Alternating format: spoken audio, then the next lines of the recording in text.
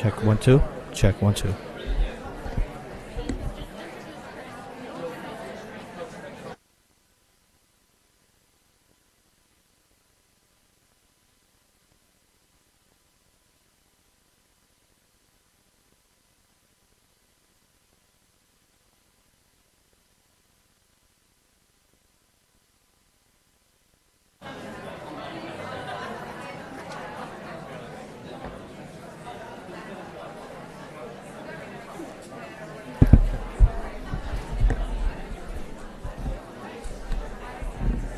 Good?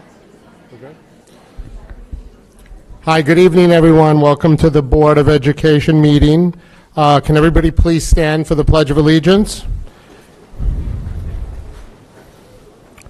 I pledge allegiance to the flag of the United States of America and to the republic for which it stands, one nation, under God, individual, with liberty and justice for all. Can everybody please remain standing?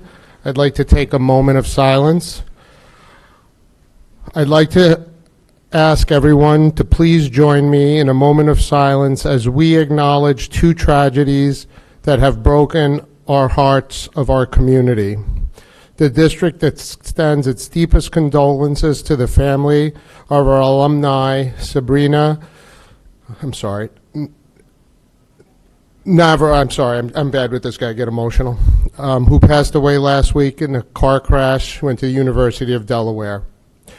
We also send out our sympathies to the family of Ethan Falkowitz and Drew Hensenbein, Roslyn Middle School students who also lost their lives in a car accident last week in Jericho. And we are also sending our thoughts and prayers to the students who survived the accident to make a full and speedy recovery. Please join me in a moment of silence. Thank you.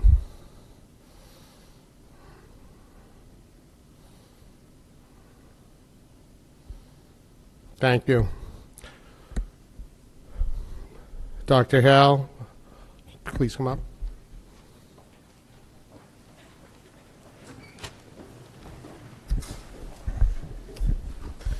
Good evening, Dr. Rogers, Mr. Rotolo, and the Board of Education. Thank you for this opportunity to celebrate some of the wonderful things that have been happening recently in the music department here in Syosset Schools.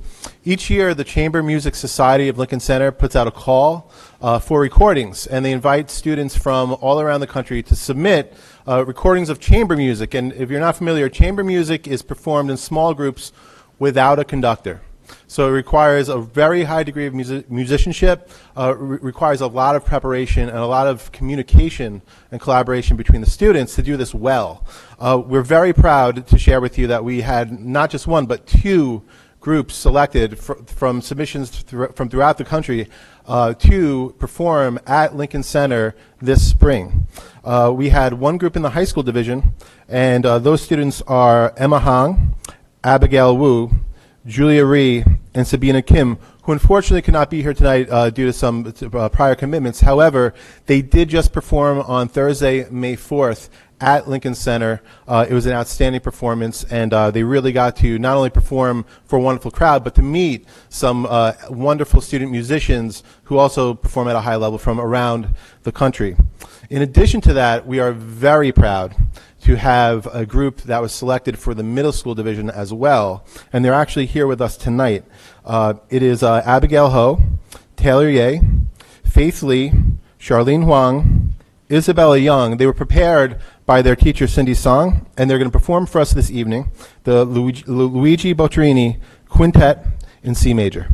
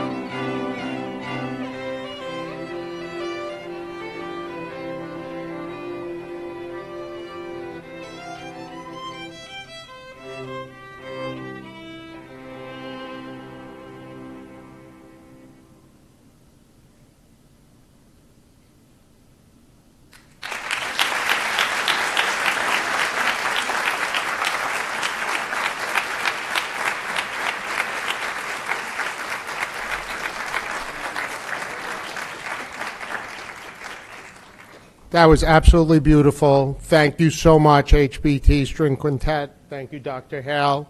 That was absolutely beautiful. One more round of applause.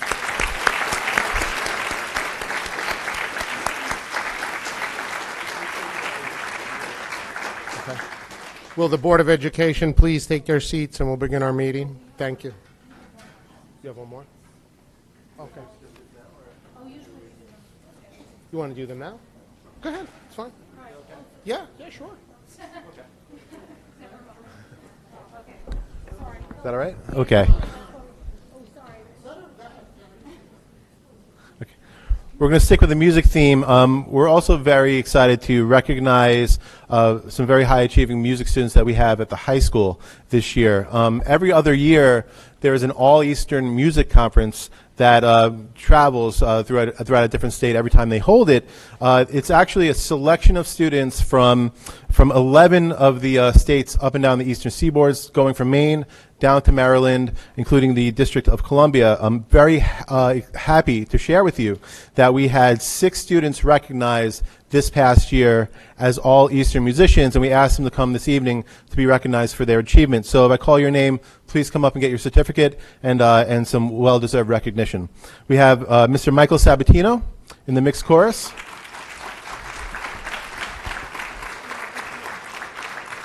We have Sharon Lim, mixed chorus as well.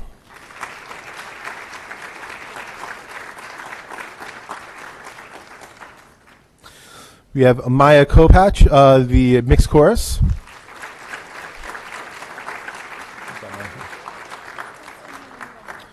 We have Abigail Wu for symphony orchestra.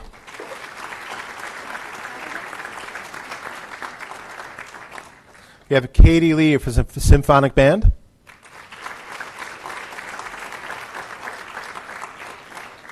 And finally, we have somebody that was recognized for composition in the songwriting division, Luca Alexandru.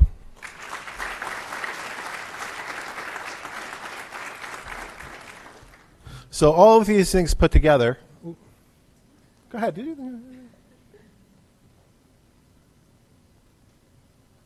Great. Thank you.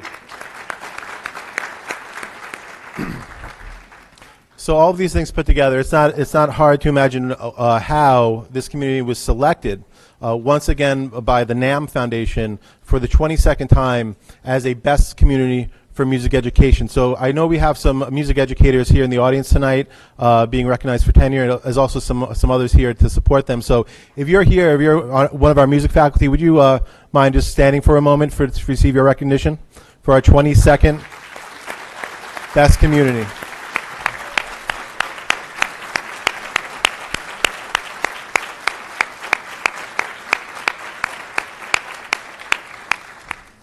Thank you. So thank you for your support. And one final plug, as you exit tonight, you'll see some art boards, some art panels that are put up. We just closed our district art exhibit, and we did it with the help of 72 new art panels that were purchased by the district with the support of central administration and the Board of Education last year. And we were able to greatly increase the number of students that we were able to display at the art exhibit. So we actually displayed on the week of April 24th, 1,341 art pieces from students K-12. So thank you for your support, and I invite you to see that on your way out this evening. Thank you.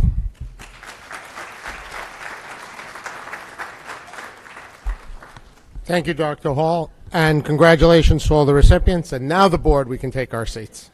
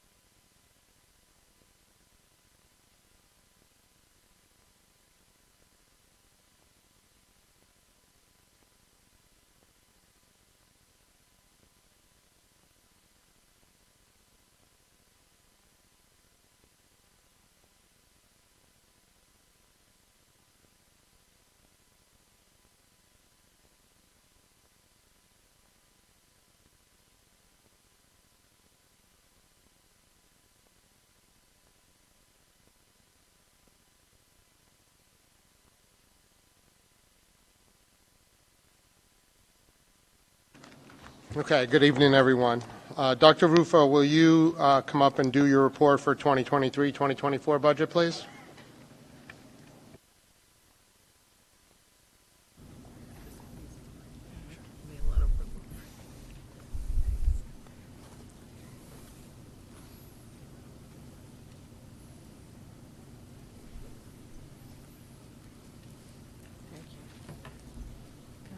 Am I hurting anything? Thank you.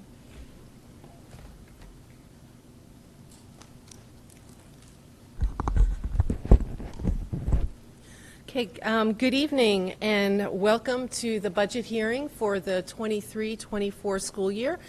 This is our fourth budget meeting this budget season. And we went through, at the three previous meetings, we went through all of the line item detail in the budget. We reviewed several iterations of the tax cap. We looked at revenue. And so tonight we're going to keep it at a very high level and spend some time going into depth on some of the things programmatic and the areas that are impacted by this year's budget, and touch on things that are included in the budget. So the 23-24 budget continues the district on our journey of academic excellence in all of our schools, and also to our goal of enhancing the educational opportunity for all of our students. We're all very proud of the achievements of our kids and the opportunities that we're able to provide them. One external measure that we have up there on the bottom of the chart is being named 5th best public school system in the United States. And that's, just one of the accolades that our kids have received. We're also a district, as you've heard us speak on several occasions, that has been experiencing enrollment growth. And as the chart shows, over the last 7 years, we've had substantial enrollment growth, with the largest increase occurring over the last 2 years. And that's presented, we've talked about the challenges that's presented, both from a fiscal standpoint and from a facilities standpoint. So what does the enrollment growth mean? And when we have more kids, we have the need for more supplies, more books, more music lessons, more instruments. You get the idea.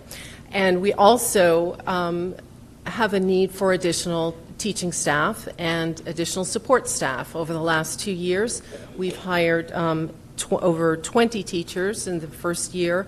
We hired a number 14 or so elementary teachers, and then the next year we had to hire secondary teachers.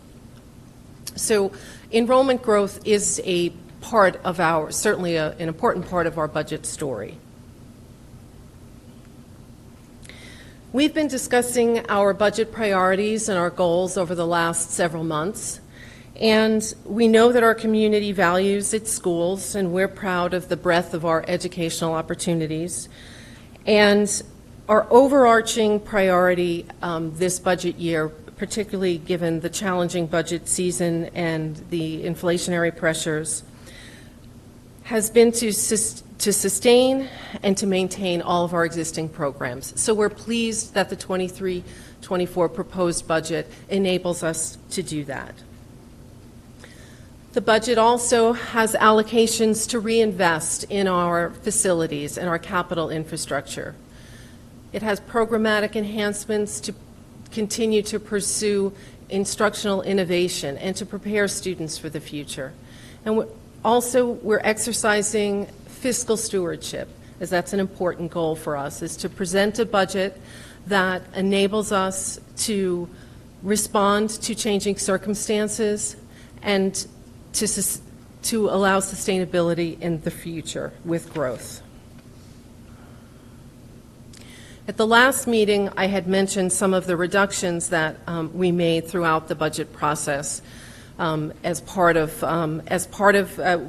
We wanted to preserve the educational program, and we needed to make reductions in some other areas. We made reductions in support staff, in central office, and in the operational staff. You know that we've reduced some of our capital spending and then phased different projects over several years to lessen the impact.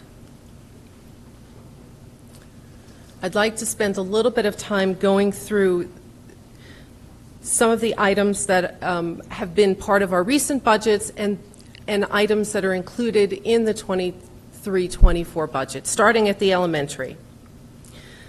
The budget for 23-24 on the right-hand side supports important initiatives such as the addition of 2 social workers, which will enable us to have a social worker in each and every building. We're embedding wellness and health education in more areas in the curriculum to teach students the skills they need to become more resilient. We're updating our social studies curriculum, and in math, we're continuing our work to shift away from workbook to the workshop model. We're upgrading our math curriculum to make math concepts more applicable to real-life situations. And we continue to develop additional innovative and engaging cross-curricular instructional opportunities for our students. And this follows several of our recent accomplishments, including the addition of district-wide phonics instruction, as well as more targeted support for our struggling early readers. We've expanded the ICT model. We have included more hands-on science experiments, again, instead of worksheets. Authentic science experience at the elementary level engages students and gives them more hands-on activities. Robotics and coding is infused throughout the K-5 curriculum, and it's included as part of project-based learning, and also includes things like the use of software like CodeMonkey.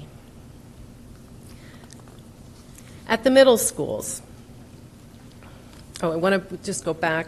One of the other items, the last item I missed in the elementary, is over the last several years, we've enhanced our classroom library resources. And I think since the 18-19 year, we've tripled the spending and budgeted amounts so that we could enhance classroom library offerings for our students. Going on to the middle school level, we've created wellness rooms to provide students with quiet spaces during the day so they could refocus and unwind. And students also have advisory sessions where they can engage in wellness-based activities with their peers. We've provided additional resources, including evening parent meetings, to support the transition to grades 8 and 9. And we've expanded our language offerings in the middle schools to include additional enrollment and sequences in Chinese and Korean. For 23-24, we plan to continue science curriculum upgrades that promote real-world phenomena. And this means topics that are embedded in real-world problems, such as wind energy. We have an example of kids learning to create or design their own wind turbines. We've modernized our middle school libraries to include maker spaces and podcast rooms and podcast studios. And the budget for 23-24 includes an investment in HBT to upgrade those library facilities. And we talked about that during our facilities presentations. In the high school, we have tripled enrollment in our business education classes over the last couple of years, and in robotics. We've expanded our robotics programming to include drones and FTC. We've upgraded our equipment, 3D printers. We've increased our fine and performing arts offerings and expanded our ICT as well. We've opened up a PAYS lab and increased experiences for work-based learning. In 23-24, we've added a new AP course in pre-calc. We have new elective offerings in anatomy, college-level anatomy and physiology, and AI. We have expanded our first robotics competitions and are working with much larger robots. We've incorporated the new computer science curriculum. These standards are intended to improve students' computational thinking and make them more aware of issues of cybersecurity and digital citizenship. The 2003-04 budget also includes an upgrade and enhancement of our news media program. Syosset offers a broad range of rigorous courses, including 29 AP courses and 21 dual enrollment college-level courses, with over 26 exams being taken in the 2022 school year. As you saw tonight, Syosset is a leader in arts and music education, and we're immensely proud of our students' success in this area, as evidenced tonight, as evidenced by that list of growing participation in events and success in competitions, and all of the accomplishments that our music students are achieving. In athletics, our enrollment has grown, and so the district now offers a broader range of athletic opportunities for our students. You can see up at the top left the teams that have been recently added, and most recently on the right, we've allocated resources to Challenger basketball, Unified basketball, Challenger track, so that our students with special needs could have more opportunities in athletics. We're also offering girls flag football and boys and girls rowing. We're very pleased that over 540 students are enrolled in strength and conditioning, and particularly in our new fitness center, and that they'll be learning this important lifelong skill that will lead them to healthful choices and to be healthier. And as you can see at the bottom, our athletic teams continue to find success. Our high school offers so many opportunities for students to participate in extracurricular activities. Our competitive teams, as you can see on the right, continue to find success both regionally and at the state level, and on the right shows you the teams that are qualifying for national competitions and the different cities that they're attending for those competitions. Our budget continues to support our facilities upgrades as well as technology. In this year's budget, we have, as I mentioned, the upgrade of the HBT library. We're going to be doing projects district-wide in masonry and repaving, and we have dust collection systems for our shop rooms upgraded for HBT and the high school. And it's at least the 5th year of roof work that we're doing in the district with a planned project for South Grove. To the right are all of the technology upgrades, particularly adaptive technology to meet the needs of all of our students. We have our Chromebooks on a replacement cycle. We talked about our Promethean boards, and we will be using our Smart Bonds funding to help fund additional 100 at the high school and 46 at the elementary schools.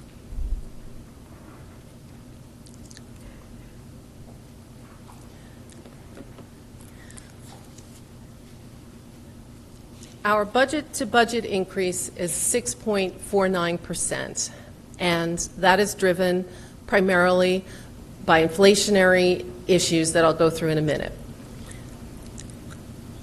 We have a tax levy increase of 2.99.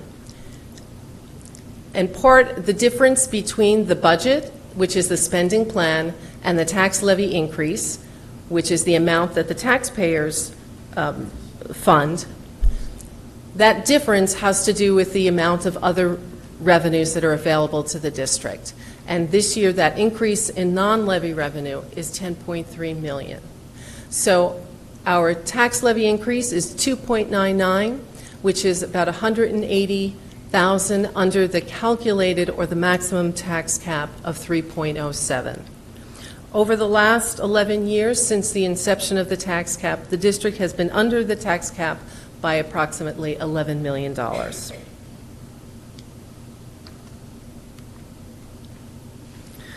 Districts are required to present their budget in the state, it's called the state three-part budget format. And so that includes an administrative section, a capital section, and a program section. So overall, while we had a 6.49% increase in the budget, administration, which up at the top represents about 9% of the budget, increased by about 3.7%. Capital, which is the next component, which comprises about 13.7%, increased by 3.9%. And the program budget, which contains all of the academic programs for the district, increased by 7.31%. And the next slide cuts them a little bit of, cuts the increase in a different way that maybe makes it easier to understand where that comes from.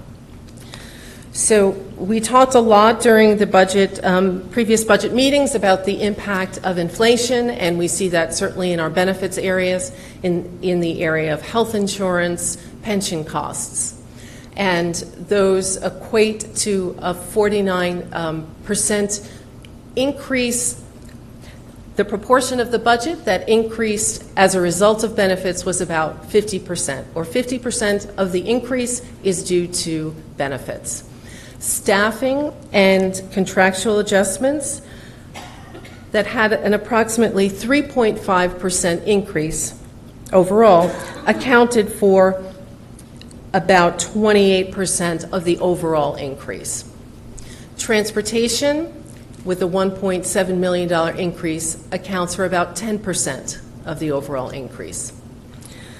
We talked about our increase in social workers and psychologists, and they account for 2% of the increase. And athletics and co-curricular clubs account for about 5% of the overall increase. And then we also have our tax anticipation notes, which are a cost for borrowing for cash flow purposes. You can see that has a 2% increase in terms of the proportion of the total increase, but yet that line item increased by almost 60%. So from a budget year, from the prior budget year, that's about a 60% increase, but it accounts for about 2% of our overall increase. And then all other codes represent 4% of the increase.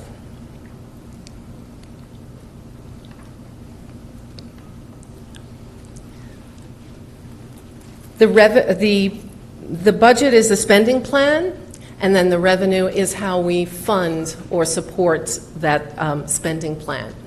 And we spoke about state aid and the increase in state aid, and we were very pleased to have $8.3 million, which represents almost a 3.3% increase in state aid. State aid still accounts for about a relatively small percentage of our budget. So for 23-24, it accounts for about 12.4% of our budget. But it does certainly help us manage the inflationary increases that we're seeing in 23-24. We also are using our restricted reserves and our appropriated fund balance, another word for our reserves, and we're increasing those to help offset some of the budget pressures this year. We have other local revenue, and that's going up by about $1 million, generally due to interest rates, because our money that's invested will generate more interest income for the district. And so when you take your budgeted amount and you subtract all of the other sources of income and revenue, you're left with the amount that the tax levy generates, and that's 2.99%.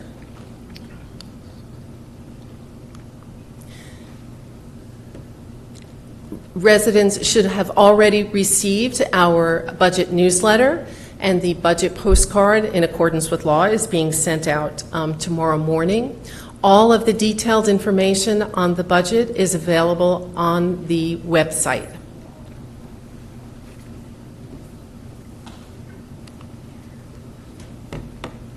And May 16th is the budget vote.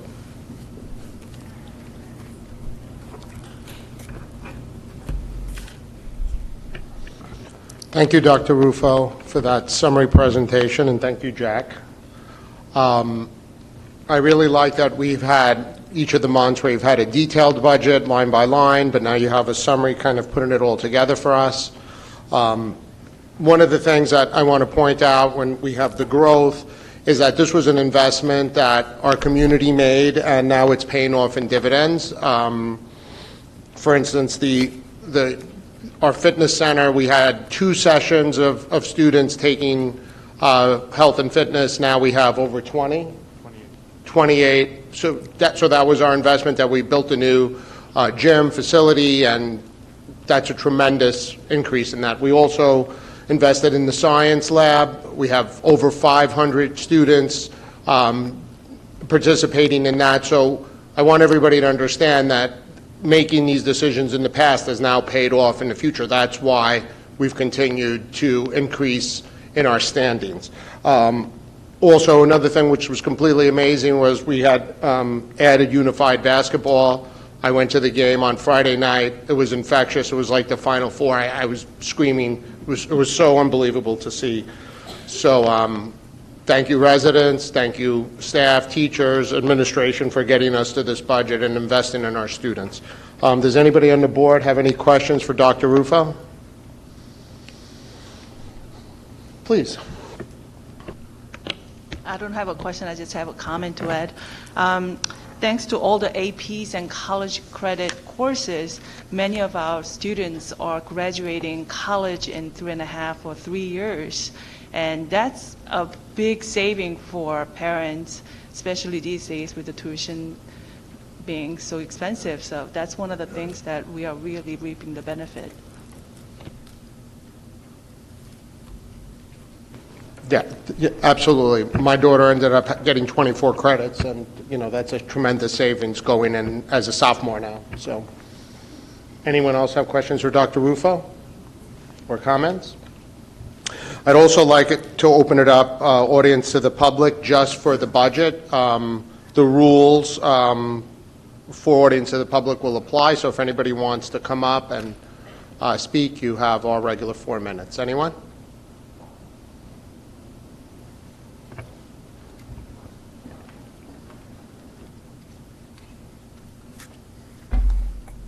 Good evening, everyone. Edward Schlonoff, 19 High Street, Hicksville, New York, class of '88. Because I live in Hicksville, I get the information for Hicksville and Syosset. And so one thing I noticed in the Hicksville's bulletin they send is they had a nice detailed list of all the highlights.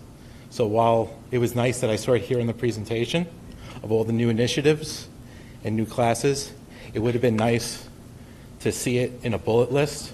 So if you want, I'll give you a copy of this so that you can use Please, it. sure. Because they've been sending this out many years before Syosset started sending them. So that's all. Thank you. Thank you so much. Does anybody else want to come up and speak on the budget? Okay. Anyone? Okay. That concludes audience to the public for the budget. Thank you.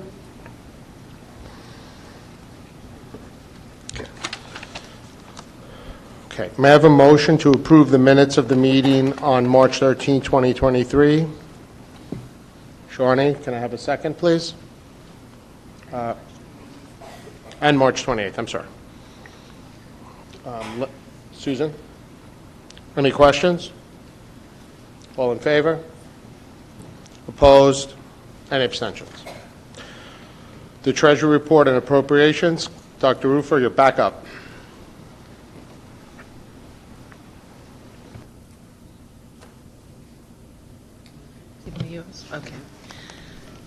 Okay. As shown in the Treasurer's Report, the cash on hand for the month end March 2023 was $70,126,176.67. It also shows that bank balances for all cash accounts were reconciled to the book balances and were collateralized in accordance with the district's banking agreements and investment policy. Thank you.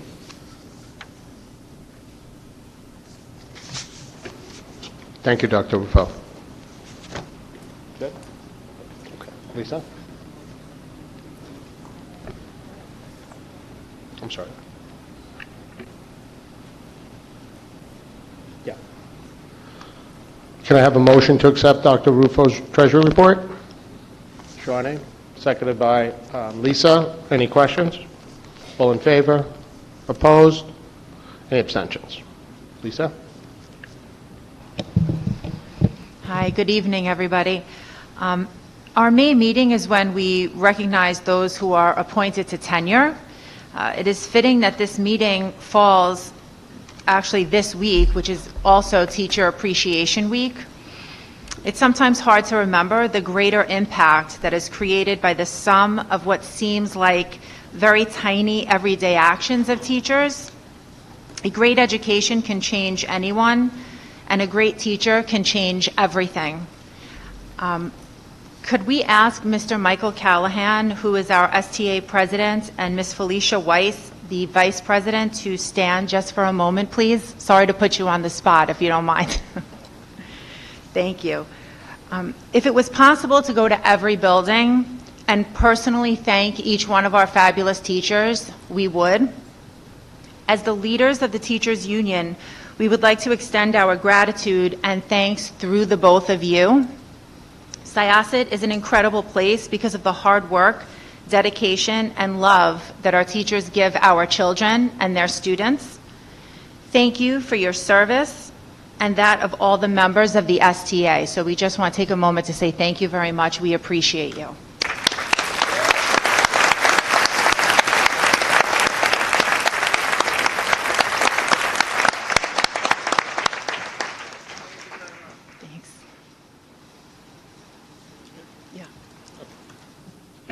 Thank you, Lisa.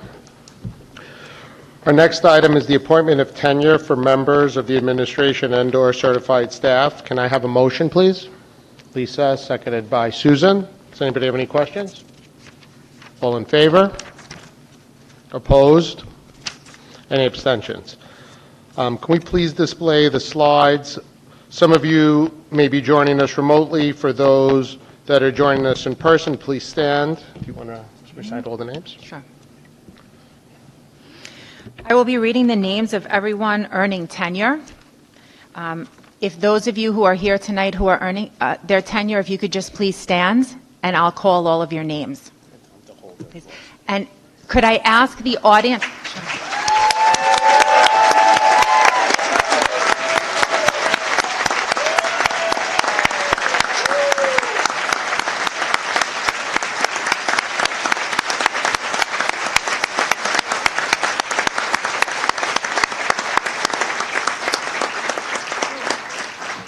If I could ask you to keep standing, and if I could also please ask the audience to just refrain from clapping till I get now to the ends of the list. We'd appreciate it. Thanks. Thanks.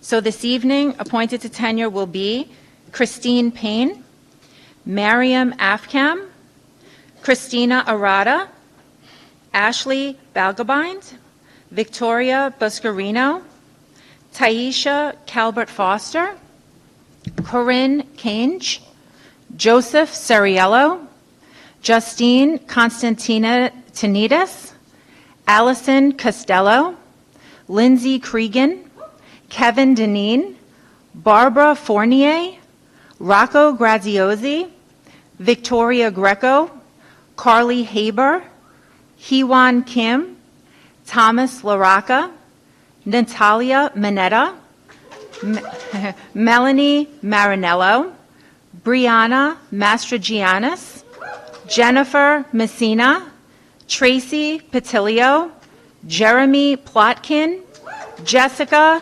Ragozine, Kurt Rogers, Nicole Sulo, Minaj Tahani, Kaylin Tropiano, and Zen Ming Wang. Congratulations.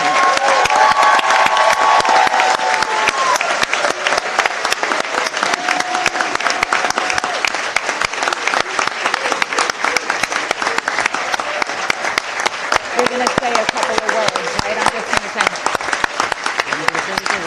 No, I'm going to put it to you. On behalf of the Board of Education, congratulations. We know that it's a very stringent process, and Obviously, you've done a great job, enough to be tenured teachers, so just keep doing a good job and don't mess it up. And if they want to make a graceful exit, now. And if you want to make a graceful exit, this is the time to get out.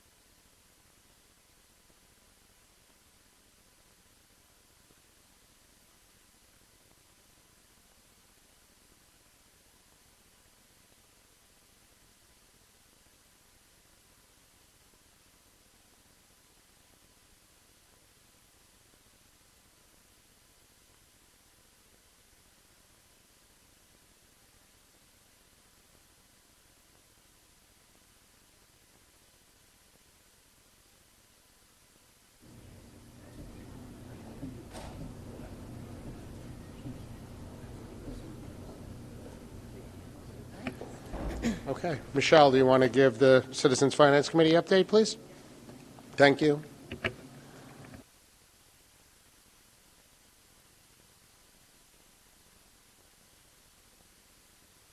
On. Oh, there it is. Okay, it is on. Move it a little closer. Okay. At our April 25th meeting, the committee discussed the following: the budget drivers and the impacts of the cost and revenues of the district, the property tax cap of 3.07, the actual levy 2.99%, the updated building aid ratio at 41.9%, the budget-to-budget increase of 6.49%, which was approximately 50% related to benefits. We discussed a plan for upcoming capital projects, and that the district was adding 2 full-time social workers. The program budget, maintaining all our programs, and universal pre-K being able to meet the full demand that was available. We had discussed the appropriate fund balance being $2,225,000, and that the planned use of the restricted reserves would be $5,885,000 and $23 for the 23-24 budget. We had our budget hearing this evening, and We have the budget vote on May 16th. Please go out and vote. And the members were asking the administration to share communications that suggest public dissemination in the budget information at the flyers as well as this meeting to discuss areas of inflationary cost escalation outside of the district's control, laws, contracts, mandates, inflation, and special education requirements. Outside factors that impact the taxpayer's bill, letting people know about the Nassau County's 4-class assessment system, the community services that are provided in addition to the education of our children, examples of cost savings that have been implemented here at the district where possible, comparison of ourselves to other districts, and the recent sudden growth in population. And I believe we've gotten all that in the information that's been given out. And this was our last scheduled meeting of the year. That's it. Michelle, thank you for your report, and thank you for your contribution to the Finance Committee. It's a pleasure. Okay. Next, Dr. Rogers, can you please give us your superintendent's report? Yes, I'd be happy to do so. And just drawing a little bit of a connection between a bunch of dots in the district. We just celebrated a month of multicultural celebrations in each of the buildings, and we're kicking off Asian American Pacific Islander Heritage Month, and all of that is of a piece with the work that we've been doing across our curriculum. But tonight we'll talk a little bit about the English Language Arts curriculum and how we've tried to introduce more opportunities for students to see a wider variety of literature with different characters and different authors. I like the metaphor, I didn't come up with this myself, but windows and mirrors. So windows so you can see into the lives of others, and mirrors so you can see yourselves reflected in the curriculum no matter who you are. So we'll talk a little bit about some of the strides that our ELA curriculum has made over the years and talk about what some of the future holds for us. And to do that, we have our K-12 coordinator of English Language Arts, Ms. Amanda Barney.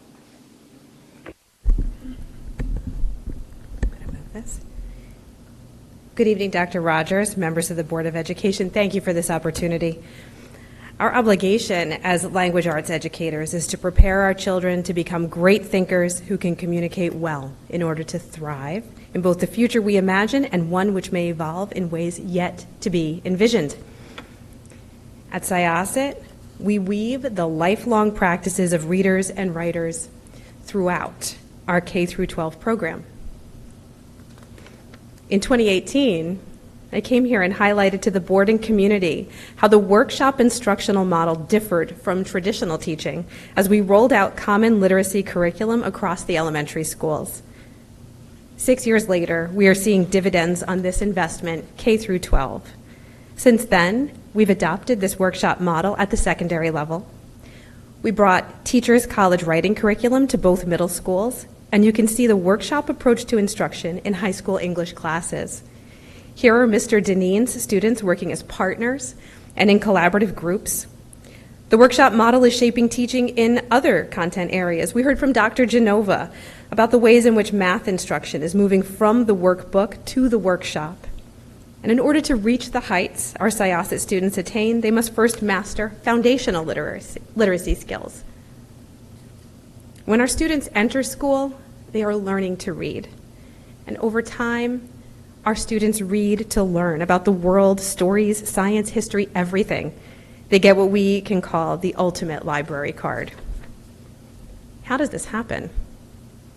Over time, among our youngest learners, the threads of language comprehension and word recognition become more tightly woven through life experience, direct instruction, and strategic practice. This image is of Scarborough's rope. It's a researcher's apt metaphor for the way in which this process of learning reading takes place. We look at the image from left to right and see the threads of literacy become interwoven. In this metaphor, as the rope forms, so does reading proficiency develop. Each child's rope is unique to him or her. All of our teachers provide strategic support to each learner. If a thread around decoding is frayed, a child receives targeted support in matching letters to sounds. If a verbal reasoning thread needs strengthening, the child receives support in making inferences. This is complicated work. Ensuring alignment and coherence so all our students may realize their full intellectual potential is essential. The pillars of the workshop model of instruction provide the structure to maximize learning. Our teachers are adept at providing a balance between modeling reading and writing and providing students with the right amount of independent time to practice everything they've learned. In this picture, students watch a writing demonstration before moving into partnerships to practice that work themselves. Striking just the right balance between instruction and practice is a hallmark of the workshop. Our students learn from Syosset teachers who know how to spend just the right amount of time working with the whole group, with small groups, and one-on-one to individualize instruction. Workshop teaching helps students break down big projects into manageable tasks, and here we see artifacts of the writing process. On those Post-it notes are Bayless fifth graders' ideas about whether chocolate milk should be served in school. And from there, students build evidence-based arguments in a step-by-step process that supports competence and proficiency. The tools our students use grow with complexity as the tasks become increasingly sophisticated, and our students come to the high school well-practiced at generating ideas and have the stamina to draft, revise, edit, and publish with agency and independence. In our ELA classrooms, our teachers build strategic partnerships in which students become proficient readers and writers who also learn how to be good partners. Here we see Mrs. Giles kindergartners practicing their slider power of sliding through the sounds that words make as they read, and they talk about words with each other. We foster collaboration among our earliest learners and all the way through our program because we know these connections boost learning, and we value collaboration for all our students. It's who we want them to become. Good learning partners who are strong academic colleagues. Students develop agency when they can make choices for themselves. Choice is a key component of our reading and writing workshops. Our students select topics, like writing all about ballet or all about WWE. In middle and high school, students choose the topics and positions to argue in their written work and increasingly the ways in which they demonstrate their new knowledge. Students in high school English classes have been incorporating 21st century skills to record their stories in our podcast studio, or they use WeVideo to create scripted documentary films. Engagement is the key to becoming proficient readers who write well for a lifetime. When students see themselves reflected in what they read and in the tasks we assign them, they are engaged. One example of this excitement can be seen in our middle school book day event. Earlier this year, our 7th graders studied the book Count Me In and welcomed the author Varsha Bajaj to discuss her book and to host writers' workshops. We're getting better and better at offering experiences, texts, and tasks that represent the diversity of our students and their families. Taking challenging classes in ELA is another indicator of engagement. This graph shows that among our 11th graders over the past 3 years compared to the county, we are increasing the percentage of students taking AP language. The orange bar is the county and our bars are blue. Over the same period of time that our participation in this course is increasing, our percentage of students earning quality scores of 3, 4, or 5 on the AP language exam remains above 80%. We are improving our outcomes relative to the region over the same period. You can see the distance between our students' achievement and the rest of the region growing, even as an increasing number of students choose to engage in this rigorous class. And this improvement over time is a testament to the excellent quality of instruction and the workshop model that our students encounter throughout their time in Syosset ELA classrooms. In grade 12, the number of students engaging in advanced level coursework has increased. These bars show us the numbers of students taking AP Literature in orange and taking Syracuse University's Project Advance class in blue. And since 2018, the number of students taking SUPA and earning up to 6 college English credits has grown from 72 in 2018 to almost 130 this year. Also in 12th grade, we maintain participation in AP Lit that is above the region, and over the past several years, we have seen the scores of the students taking the exam rise. We've kept our momentum and student engagement in advanced ELA coursework despite the disruption of the pandemic. So our students realize their full intellectual potential beyond the classroom as they make exemplary contributions in an increasingly diverse society. I want to end tonight by sharing some information with you about how our students shine on the local, state, and national stages. This year, 12 Syosset students have earned 37 regional writing awards through the Scholastic Art and Writing National Contest, with 12 Gold Key and 6 Silver Key awards given for a range of genres. We had 2 Syosset students who were regional winners for Poetry Out Loud, but more on that in a minute. I have a special guest. We've had 1 ELA high school student's work be recognized nationally through the Reflections Contest, and 3 students, 2 from the high school, 1 from the elementary, won state recognition for their writing through the Reflections Contest. And we have our theater program. There are 3 main stage productions a year, and that doesn't even account for the student-produced shows, of which there are many.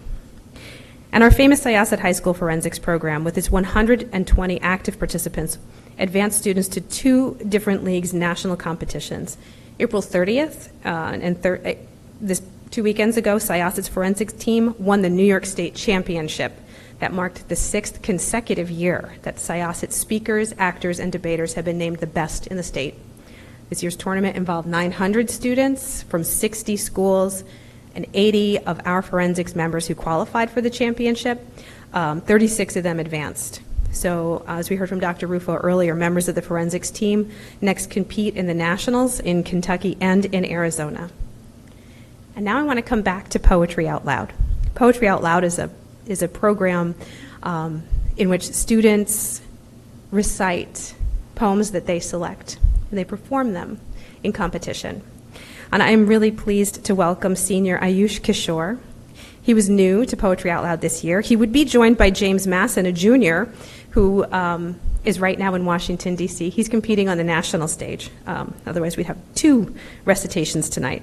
But we have Ayush tonight, who is going to recite for us, and that's how we will close out. So, Ayush?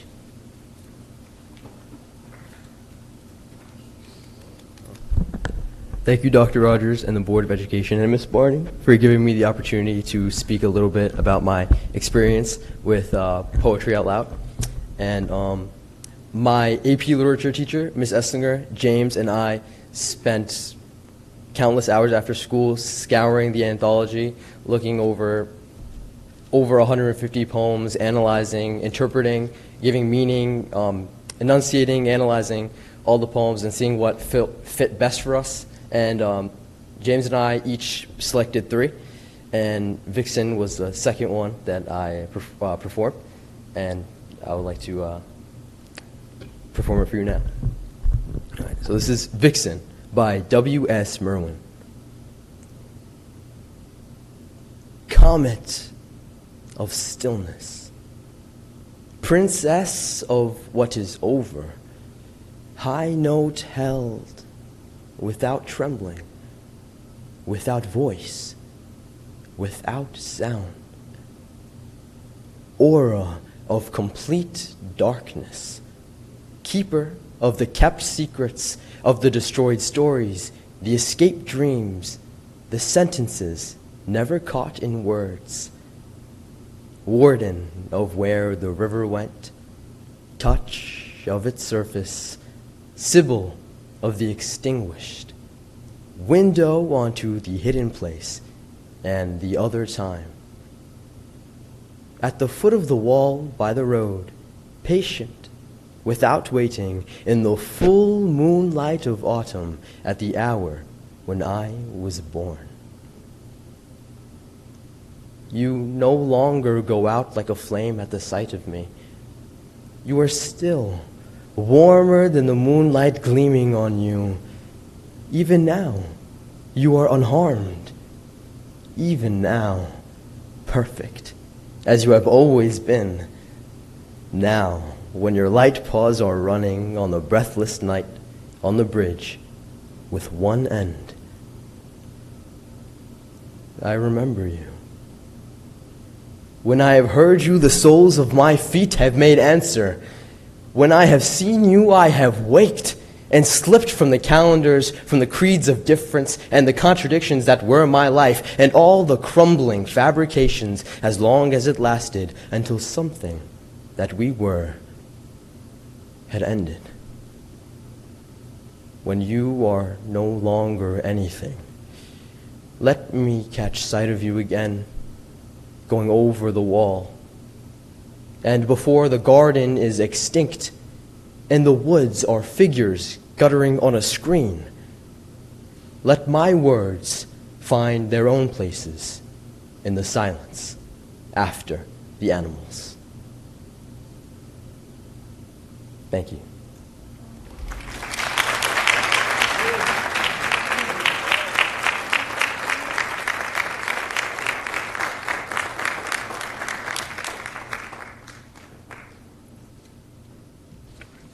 So, Ayush, first of all, congratulations. And second of all, thank you so much for doing that. That was extraordinary.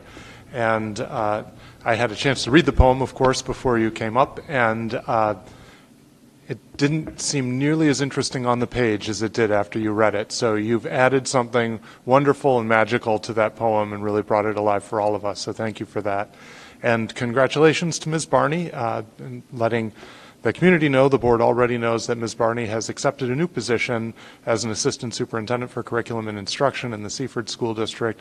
You've given us great service here in Syosset. We wish you all the well in the future. We wish you every good thing in the future. We wish you well, and we thank you for all that you've done for Syosset.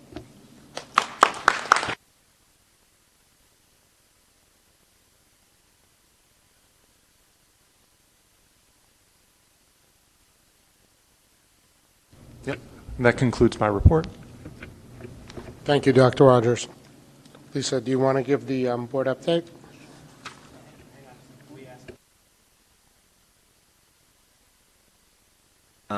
So thank you for the presentation. I have just two sort of questions, observations. One is, well, first let me start with not taking anything away from our high achievers, and it seems as though there are an increasing and an impressive number of high achievers in the high school and the AP English world. One of the things I think at the next presentation that might be helpful for me is to get a sense of how we're performing at the elementary and middle school levels, the ELA and other standardized test reports over time and sort of how that has changed. And then number two, if there's a way to review how the data that we're collecting, whether it's through IXL or Chromebooks as part of the MTSS process, how that's being integrated and woven into the classroom at the elementary and middle school level, if there are any best practices that are being shared or utilized across the district in terms of the way that individualized information is being used to improve reading outcomes or to bring up folks at the bottom of the reading area. All that information would be helpful to me in addition to just seeing our top performers at the high school level.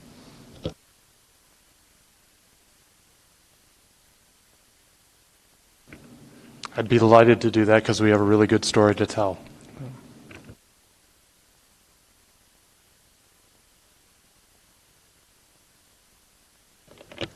I had a question about at what stage the slide where she showed language comprehension and breaking it down to 5 different levels and word recognition in 3 different levels. This is very helpful for me to understand at what stage do our students or teachers recognize the limitations or lack of this individual, I guess, the items? So I'll let Dr. Curry and Ms. Barney answer that question, but what we're trying to do is intervene where the student is showing difficulty. So there are a whole bunch of different strings that get braided into that rope, and if the student is struggling with, let's say, phonemic awareness, we would want to deal with their phonics instruction. If they're having difficulty with automaticity, we would want to work on more sight recognition for words. So the teachers are attentive to where students are struggling, and they do a practice called running records, where they listen to students read and they do error recognition. What kind of error is a student making when they're reading out loud? Are they mistaking 2 words that are pronounced differently but written similarly? That would be different from reading a word and getting the wrong pronunciation of that word, even though they see the word. So there's a systemic process of recording those kinds of errors and then using that to compose some interventions for the child. Amanda, do you want to amplify that a little bit more?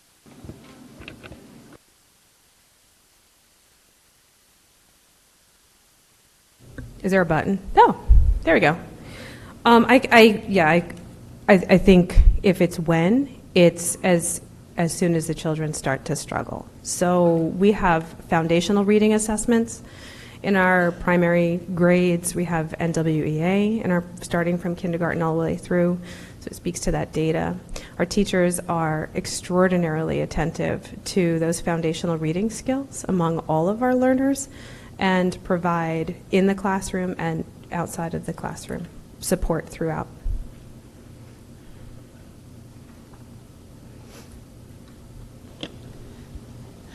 One of the benefits about using the NWEA assessment is that it is an individualized adaptive assessment for our students, that while our state assessments do give us information and they help inform our program, information about our programs and help us analyze our reading programs, our writing programs in the cases of ELA and literacy, the NWEA allows us to really work with the individual student to see where the learning gaps are as well as their successes, and to help modify the supports as necessary and to provide enrichments as well. Okay, so I'm assuming that this language comprehension and word recognition, students need to be competent by 8th grade. And right? And by high school, they should be able to perform. So they are getting examined and coached throughout K to 8th grade.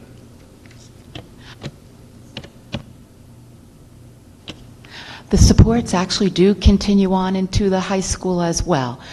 We have literacy workshops that will help promote and provide students any resources that they will continue to need throughout their experience here with us also. So it doesn't stop at 8th grade.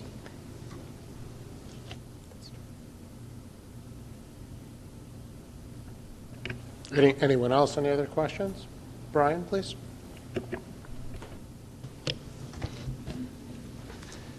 So one of the slides talks about AP Lit and obviously a dramatic increase, which is wonderful, and this sort of ties into what Jack had said, is, I'd like to just think this is just a, wonderful class in 12th grade, and that's the reason for this change in scores, but I'd like to see it tied in maybe, I would hope that this is because of the many years leading into 12th grade.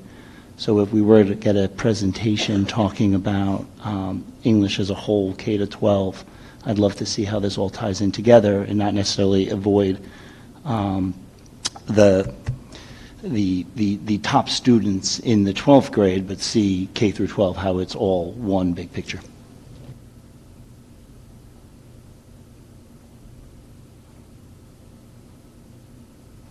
I think we could illustrate that with some of the data that Jack was looking for, and as Dr. Curry was saying, the advantage of using the state tests is that you can compare across districts. The disadvantage is the state tests are designed in such a way that they have a continuum of difficulty in the questions, from very easy questions to very difficult questions, but when the tests are only 35 or 40 questions long, let's say Dr. Curry is a bright young student, I know Dr. Curry is likely going to get at least 35 of the 40 questions right. So really she's only taking a 5-question test.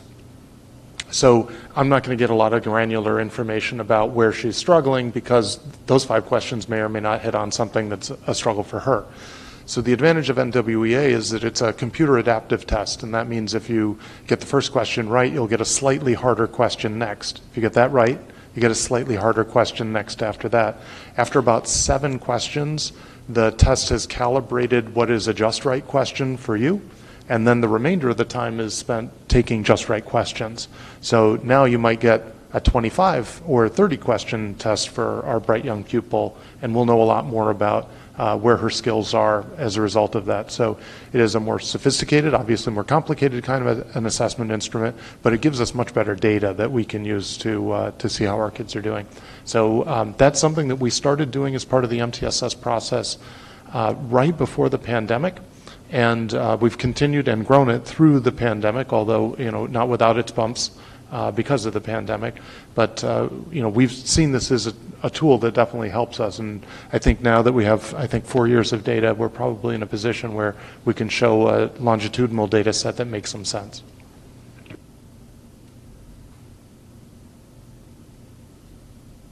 Anyone else? Okay. Thank you, Ms. Barney. Thank you. Thank you. Boss. Anyone else? You want to go?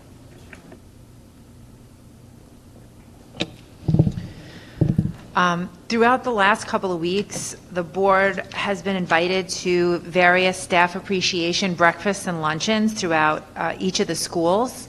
We just wanted to take the time to say thank you to all the PTA staff recognition committees and their volunteers who have done really incredible jobs at setting these events up and just making sure that it's like their token of appreciation for the teachers and staff in the buildings, and we're just lucky to be invited to that. So it's been a great experience. We still have a couple left that we're looking forward to going to. The hospitalities at the schools are so great too, so thank you. Also, the board has been visiting the elementary schools and the 2 middle schools this month in their PTA meetings. We've been discussing a little bit of the budget process, and we've been taking questions and comments. It's been great because it's a little bit more of a smaller setting than actual board meetings. So we've been able to talk to a lot of the parents that are there and answer some individualized questions. But as you can see, Dr. Rufo's presentations are great. And so we just wanted to say thank you to all the schools for welcoming us in. We're happy to speak at those meetings, and we're happy to answer your questions. And I think just the village. Thank you so much, Lisa. One of the other events that the board was invited to was we had a ribbon cutting, and unfortunately one of our alumni at Village School had passed away suddenly. And his best friends, who all went to Village, got together, approached the school, and they made a dedication in his honor of redoing the basketball courts, putting up new backboards, and also putting a bench. That alumni's name, as they called him, Big Ryan Hand. And this process took 15 months. So I was, with the whole board, was invited, and my takeaway was that his friends cared so much that they invested 15 months of their life to do this dedication for him, which I thought was incredible. And then speaking to a lot of the parents of the alumni was how proud they were of the investment that they made in the school. One of the grandparents said to me, he's like, I was on the PTA, I fought for this too, and I'm proud that the school has grown since I've lived here. So I just wanted to point that out, that I thought that was amazing. One of his friends to do this dedication out of love and caring. His mom was unbelievable, but the poor pain that lady is enduring with losing her son. Her mother was still alive and she was taking care of her. So it was just a beautiful thing to see, to make the mother and the grandmother feel much better about what had happened. So I just wanted to thank everybody for that and let the community know about that. So I thought that was a great thing. Does anybody have any other comments to add on any of the board participations? Jack? Yeah, I really enjoyed getting the direct, small group, face-to-face feedback about the things that the board was doing well and the things that the board could improve on in terms of some elements of our communication and some elements of our responses. So sometimes that can feel a little bit challenging to be in a room where you may not be getting the accolades, but I really think that it's important for us to hear it direct and from the source as often as we can. And I agree with you, Jack. Even at the Finance Committee, we had some of our residents come and gave us some real suggestions and input that helped do things better. So I feel that was a big help to, exactly like you're saying, hear directly from our residents and actually, foster change. Carol, please. Okay.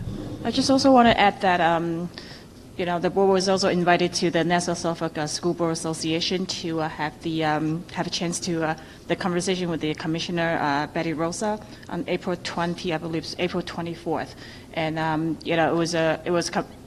she and her team came down to Long Island, and then the board members and superintendents were invited to this event, and we had some very productive conversation at that time. Thank you, Carol, so much. Anyone else? We're good? Okay, we're going to move on. Okay, there's no legislative items. Next will be audience to the public. Please read the statement on the agenda to become familiar with our procedures. The Syosset Board of Education and the administration welcome your attendance to the Board of Education meeting. Audience to the public affords residents of the district the opportunity to address the Board of Education. Residents must enter their full name and address into the register located at the microphone before they speak. Excuse me. Each resident will have 4 minutes to address the Board of Education. The board will not permit polling of any board members by the speakers. After every resident wishing to speak has had the opportunity to do so, the Board of Education and/or the administration will do their best to provide responses to the residents' questions and comments. After every resident has had a chance to speak, the chair may recognize residents who wish to address the Board of Education for a second time after their first initial 4-minute turn. No speaker is permitted to address issues concerning any individual student or staff member. All in the audience of the Board of Education public meeting must conduct themselves in a respectful manner. Does anybody want to come up and speak?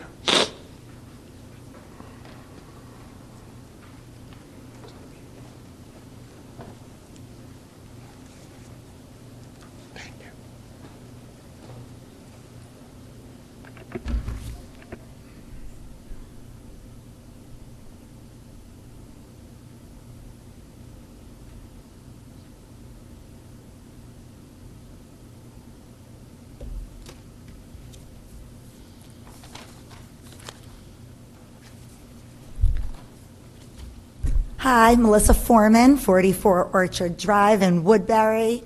Once again, I'm speaking on my own behalf and do not represent the Walt Whitman PTA, where I am co-president. Tonight, Syosset's Board of Education is voting on Resolution 4358 to retire our Braves mascot. The resolution is being voted on in accordance with New York State's Board of Regents directive requiring school districts currently using indigenous team names, logos, and mascots to commit via resolution to eliminate the use of all indigenous names, logos, or mascots by the end of the 22-23 school year. The New York State Department of Education has provided further guidance to this directive, advising that the elimination of the use of indigenous team names, logos, and mascots encompasses the continued use of vestiges of said names, logos, and mascots. While the directive and the subsequent interpretations clearly delineate that our board must adopt said resolution and retire our current mascot by the end of this school year, the board has not acknowledged the reason that this directive was issued, nor has it taken a stand to preserve Syosset's mission to provide a welcoming, inclusive, and tolerant educational community. The state did not issue this directive to control our local school districts. In fact, the state gave the 60 school districts still using Native American names, logos, and imagery 22 years to retire them, in light of what is hundreds of anecdotal, statistical, and psychological studies illustrating that this type of stereotyping directly affects academic performance and self-esteem of Native American students, contributing to other issues faced by Native Americans, including suicide, unemployment, and poverty. Furthermore, research shows the use of indigenous mascots also has the effect of undermining the educational experiences of members of all communities, specifically those who have had little or no contact with indigenous people. The symbols, images, and mascots teach non-Native American children that it's acceptable to participate in culturally abusive behavior that perpetuate inaccurate misconceptions about American Indian culture. Seneca Nation President Ricky Armstrong Sr. stated, "Names and imageries that mock, degrade, and devalue Native heritage, culture, and people have no place in our society. The historic decimation of Native people should not be celebrated in any fashion or used as a community rallying cry, especially in the realm of education. I have said this before, but it needs to be said again.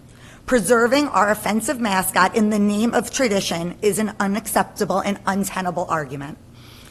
I believe Syosset adopted the Braves mascot with the best of intentions. However, we must recognize that in 2023, holding on to the Braves mascot is not acting in best intentions. Instead, it shows our students a lack of compassion, tolerance, and acceptance of other races and cultures.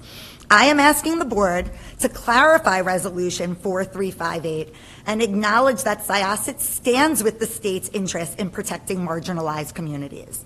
The board's decision today conveys a message to our students, the parents, and the Syosset community. Let's work together to make that message reflect the values of the Syosset School District. As stated in our own Code of Conduct, Character, and Support, it is the board's responsibility to maintain a climate of mutual respect and dignity for all students, regardless of actual or perceived age, race, color, weight, national origin, ethnic group, religion, religious practices, military status, reproductive health decisions, marital status, predisposing genetic characteristics, disability, domestic violence status, sexual orientation, gender or sex, including gender identity. And the reason for this is it will strengthen students' self-concept and promote confidence to learn. Please vote in favor of the resolution to retire the Braves mascot and support our children's right to education in a safe, tolerant, inclusive space. Thank you. Thank you, Mrs. Foreman. Does anyone else want to come up and speak? Okay. That will close audience to the public.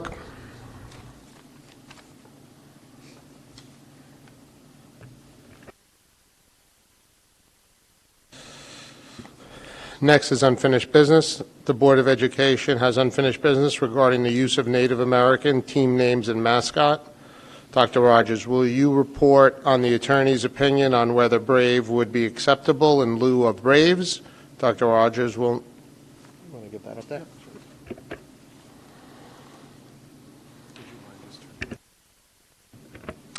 Yes, at the end of the last meeting, the board asked me to do two tasks on their behalf. The first was to seek our attorney's opinion on whether the term Brave would be considered a vestige of the Braves name that we currently use, and their opinion was that it would and that it should be avoided. The second thing the board asked me to do was to have the attorneys prepare a resolution for the board's consideration at this meeting. They did prepare that resolution, and it is incorporated into the agenda for your consideration.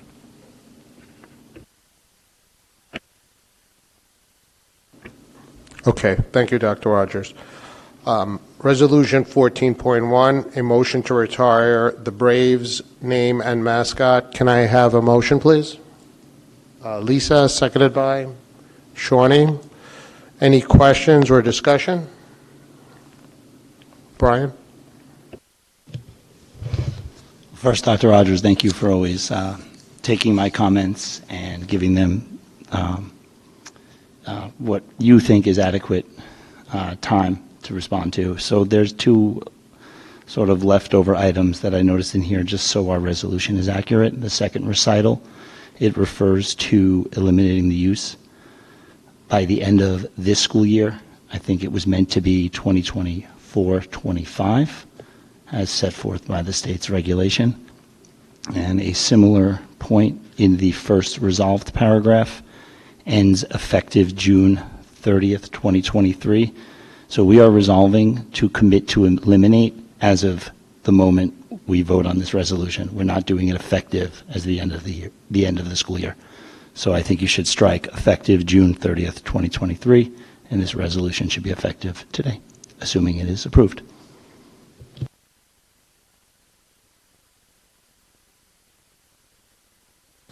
Brian, would you like to make that as a motion?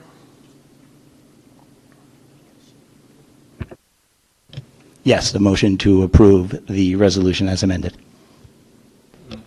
Amend it first.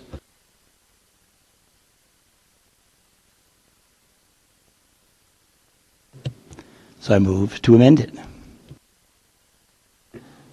Lisa?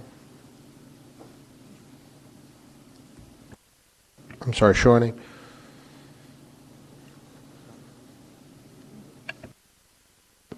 If I may, can I read the motion as amended so that the board can consider the amendments and then vote on the amendments?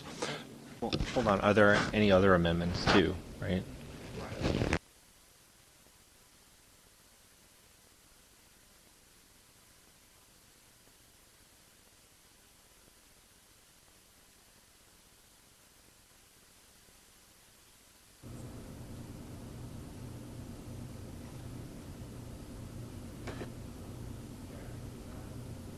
I don't have any. I just didn't want to close the debate until everyone else had a chance to.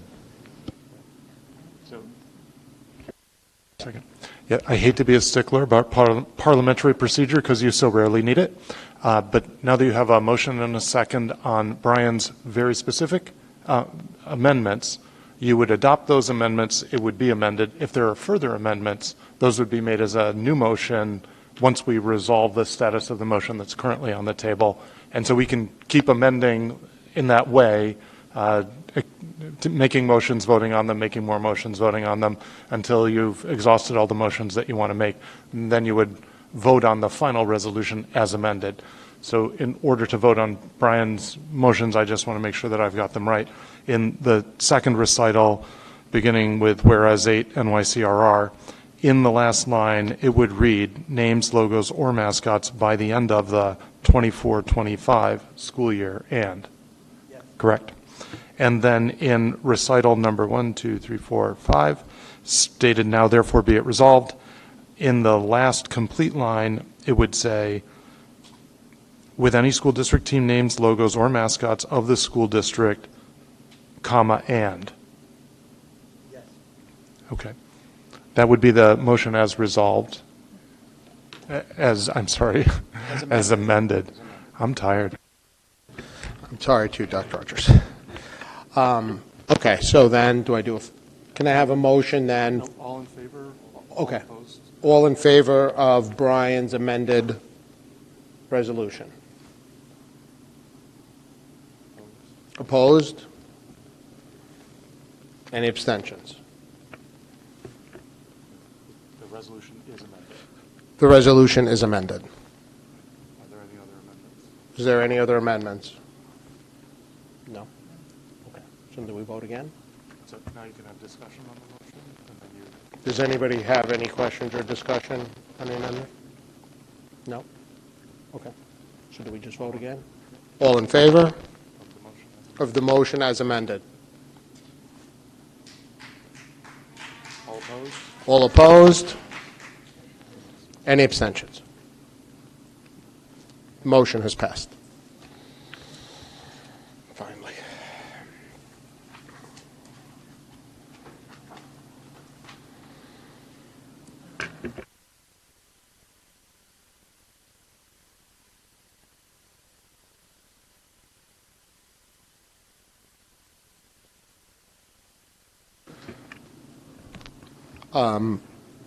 Dr. Rogers, as we had done in the past, we'd like to get a committee with community and student involvement. I think in the past you had told us that we had this as a learning experience. We had the students create art for the new mascot, come up with names, but we had all stakeholders involvement. So can you please present the board with a plan to move forward? I'd be happy to do so. I will mention that we had, over the course of the last couple of weeks, our student cabinet meetings where they meet with myself and with the administrative cabinet, and they were certainly aware of this and asked that if the mascot were to be changed, they hoped that they would have some role in deciding what a new mascot might be, and I assured them that I thought that was very likely.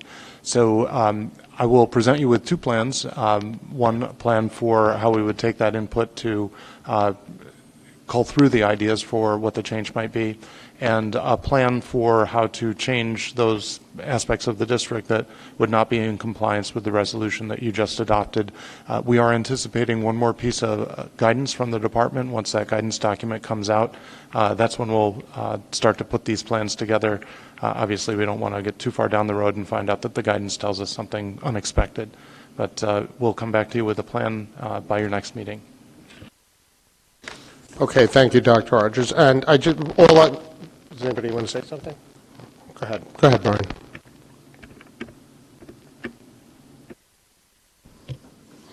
Dr. Rogers, I'm not even reminding you of this because I think that would be mean, but obviously the resolution does direct you to do everything you can, so it's basically a resolution to tell you to do what you were going to do already, to figure out a way to get the state to pay for this.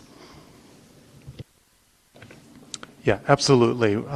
We'll certainly talk to our legislators to see if there are any kinds of legislative grants that might be available, and that would be state and local legislators. The State Education Department made a point of saying that to the extent that anything we do exists as a capital project, then we have the ability to draw down state aid for capital projects. As Ms. Yen mentioned earlier tonight, we have a 41.9% reimbursement rate on that, so that would take a significant chunk of the cost off. And then we will have to see what of the items that need to be changed we can identify as a capital project. And then the flip side of that is that anything that is a capital project will have to go through the State Education Department approval process. And unfortunately, that's a 45-week process. So I don't anticipate that we'll be able to move this quickly, but we'll certainly get started on it right away.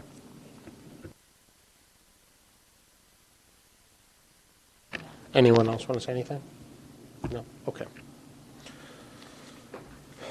Okay, so we're going to move on to A items. A1 through A2 can be taken together. They are the approval of staff changes and the 22-23 stipends and hourly rates. Can I please have a motion? Lynn, seconded by Shawnee. Does anybody have any questions? All in favor? Opposed? Any abstentions? B items. B1 and B2 can be taken together. They are the approval of the Committee on Special Education recommendations and the approval of the Committee on Preschool Special Education recommendations. Can I have a motion, please? Jack, seconded by Lisa. Does anybody have any questions? All in favor? Opposed? Any abstentions? B3 is the first reading of the policy for acceptable use. Can I have a motion, please? Brian, seconded by Lynn. The board will vote on this at the June 12, 2023. The proposed policy will be available for inspection on a district website. No one had any questions, right, on this? I didn't see anybody say. Okay. B4 is the second reading of the policy for use of the district facilities and investments. Can I have a motion, please? Susan, seconded by Anna. Does anybody have any questions? Jack. Not specifically about this, but just at the end, I want to circle back to facilities before we adjourn the meeting, so not specifically to this motion.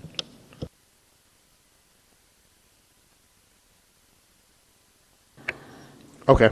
All in favor? Opposed? Any abstentions? B5 is the approval of the reorganization meeting to be held on Thursday, July 6th, 2023. Can I have a motion, please? Susan, seconded by Anna. Any questions? All in favor? Opposed? Any abstentions? C1 is the authorization for service contracts. Can I have a motion, please? Shawnee, seconded by Brian. Does anybody have any questions? All in favor? Opposed? Any abstentions? C2 is the authorization for special education and nursing contracts. Can I have a motion, please? Lisa, seconded by Susan. Does anybody have any questions? All in favor? Opposed? Any abstentions? C3 is the authorization for health and welfare services. Can I have a motion, please? Susan, seconded by Lisa. Does anybody have any questions? All in favor? Opposed? Any abstentions? C4 is the approval of the adoption of grants. Can I have a motion, please? Brian, seconded by Lynn. Does anybody have any questions? All in favor? Opposed? Any abstentions?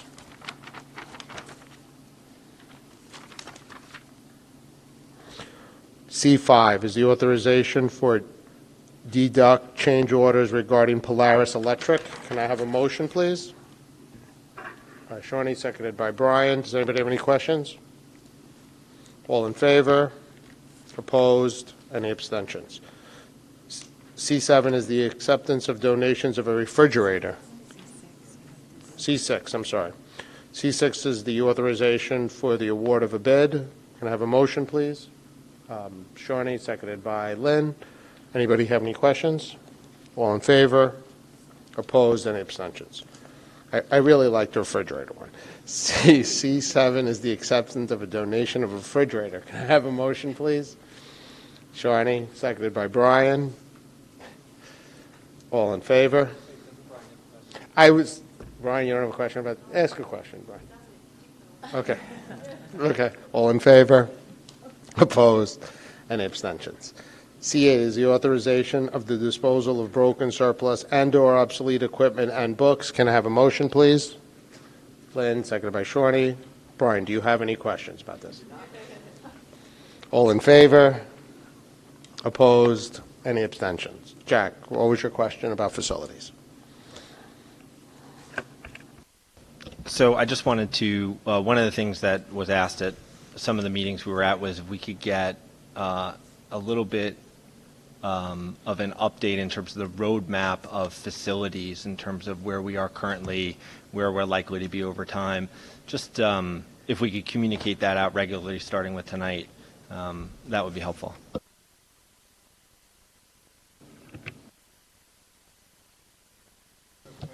I just wanted to add to it so you can answer all at once and we can finish. But we also, the report on the facilities and things like that, like where we stand, I think they were going through it and seeing, they give us priorities and stuff. Yep. So thanks to both of you. When we started the year, sort of laid out the process that we were going to go through, which was we were going through the annual visual inspections with our architects. So that is going to form the basis of the aspects of the facilities that need reconstruction from a maintenance perspective and standpoint. We also wanted to do an enrollment study, so we had a sense of where and how much the growth might be if it continues.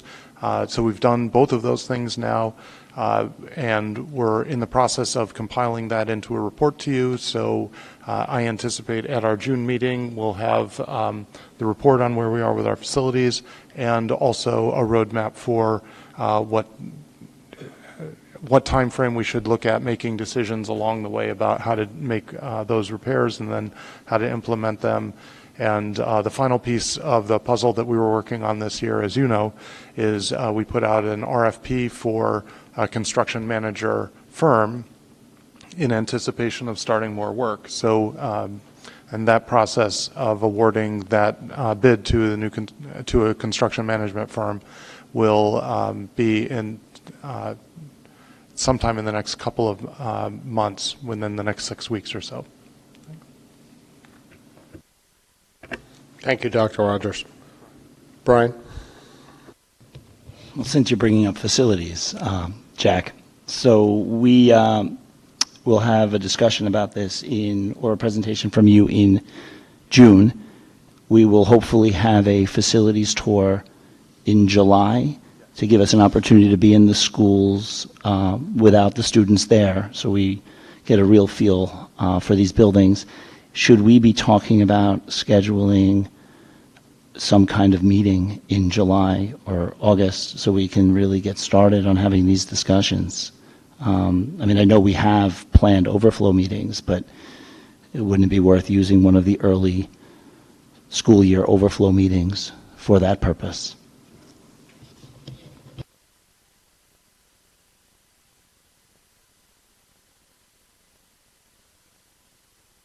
I think we usually debrief after our tour, but we can look at the schedule and figure out a date.